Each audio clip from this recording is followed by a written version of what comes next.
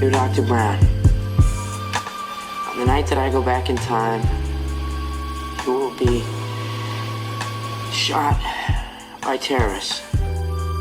Please take whatever precautions are necessary to prevent this terrible disaster. In the 1985 classic, Back to the Future, at a scene called the Twin Pines Mall, we will bear witness to a sudden surprise terrorist attack, perpetrated by a group of Muslim terrorists.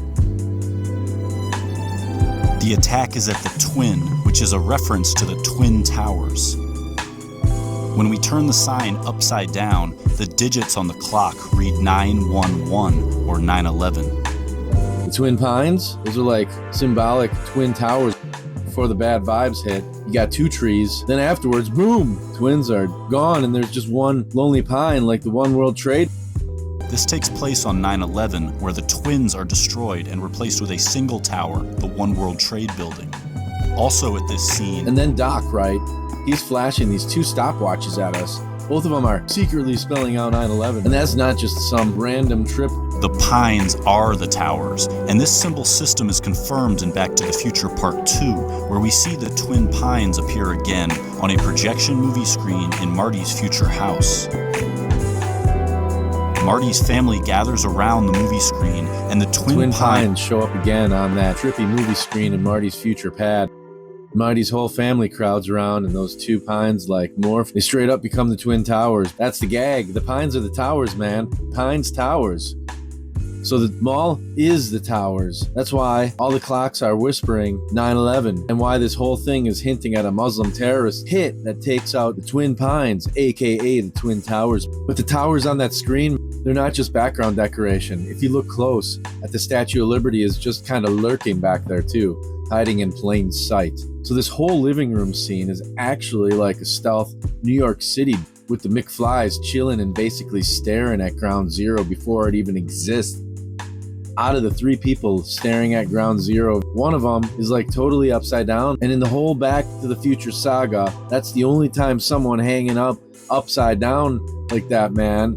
So the movie's like, hey dude, flip your perspective. Upside down. But when doing so, the Twin Towers are clearly shown to be falling down. In the entire history of cinema, this scene of Back to the Future is the most literal depiction ever made showing the Twin Towers falling down. So how the hell, man, does this end up in a story that already has Muslim terrorists attacking the twins on 9/11 encoded clock, where the twins are secretly the Twin Towers, and then the same story drops Hollywood's cleanest pre-9/11 collapse shot? Back to the Future doesn't just mirror the attack, it starts turning into this gnarly, elaborate warning about it. Doc, about the future, you will be shot by terrorists.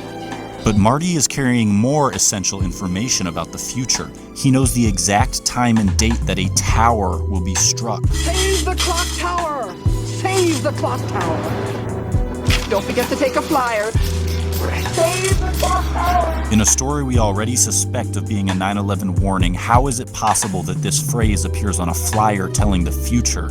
Then, when the tower strike takes place, a giant flaming 9/11 is ignited in the street. Marty knows exactly when and where this tower strike will happen because it's all written on this flyer and placed in his hands, but something lurks in the background overseeing this transaction. But why does this symbol hover while Marty is forewarned about the tower strike?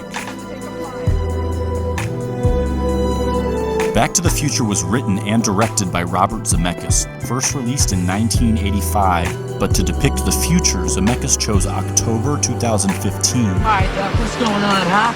Where are we? When are we? October 21st, 2015. 2015? The Twin Towers scene takes place in October 2015, and the towers appear on a movie screen, meaning the McFly family is watching a secretly placed Twin Towers movie released in October 2015 on a movie screen inside the movie. So the McFlys are like secretly watching a Twin Towers flick that comes out in October 2015, directed by who else It happens to be directed by Robert Zemeckis. The title of this new Twin Towers film is The Walk, and this new Twin Towers film has the exact same release date as the secret Twin Towers film planted in Back to the Future, which exposes the symbolism of the pines and depicts the Twin Towers collapse. So why would Zemeckis circle back and shine a giant spotlight on his own hidden message with the big flashy Twin Towers movie? Back to the Future hits in 1985, The Walk in 2015. Boom, 30-year gap. Marty writes down this warning, seals it up, and plans for it to stay hidden for a very particular For a stretch of time. specific amount of time. What comedian is? Find out in 30 years! What comedian is? Find out in 30 years! The Walk is the reveal of the 9/11 warning given to Doc while he is rigging a giant wire to the Twin Tower representing Clock Tower. Evening, Dr. Brown. What's with the wire? The Walk is about a plot to rig a giant wire to the Twin Towers.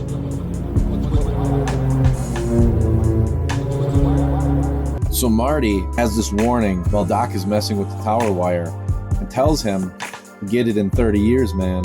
Find out in 30 years! 30 years later, the director makes a movie about rigging a wire to a tower, the Twin Towers, because the warning within Marty's letter is about a terrorist attack at the Twin Towers. What's with the wire? What's with the wire? What's with the wire? What's with the wire?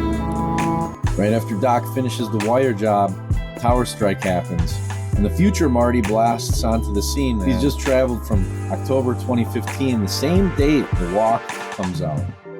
And in the Walk, standing on top of the Twin Towers is basically Marty McFly. This Marty has arrived here from the exact date where this Marty is standing. The plot of The Walk is the tower wire rigging event that just took place at this scene. One Marty is standing on top of the Twin Towers, while the other Marty stands inside a giant flaming 9/11 in the wake of a tower strike. And yet another Marty across town is watching terrorists attack the twins, which we now know is code for the Twin Towers. We learned that from the secret Twin Tower movie in the McFly living room, released October 2015, which is really The Walk. Which is why it has Marty McFly standing on top of the Twin Towers. What comedian is? What's with the wire? What's with the wire? Find out in 30 years! Find out in 30 years! Doc! Doc! Doc! Doc! Doc! Doc!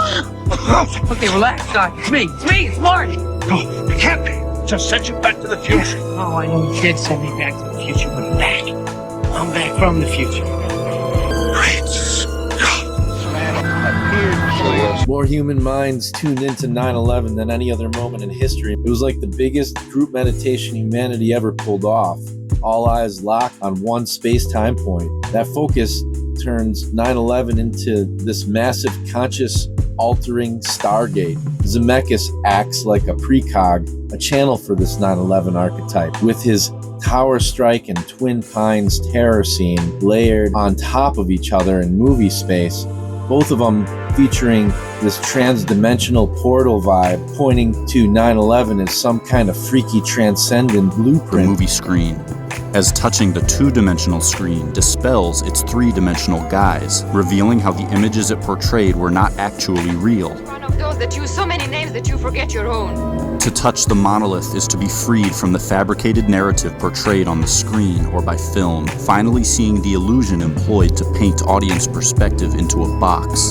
The screen as the 2001 monolith is present on Ground Zero in the form of the Millennium Hilton Hotel. Dude, movie screen.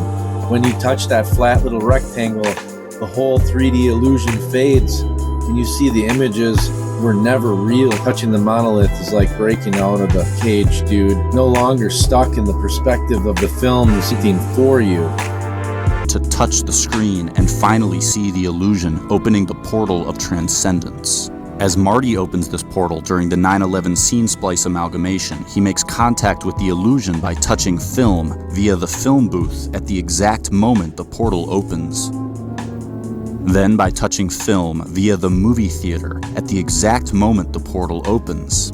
Again, to open the portal, Marty must touch film via the movie screen at the exact moment the portal opens, touching the screen, dispelling the illusion, opening the portal while enacting the 9/11 archetype. To touch the screen, finally becoming the creator of the fabricated images, relinquishes the monopolization of its power, removing the smoke from the screen. Humanity mass tuning into 9/11 on TV was us, like touching the monolith together. Millions of minds going, this ain't right, and rejecting the official script. To tune into 9/11 was to touch the screen and see through the illusion, man, opening that portal of transcendence.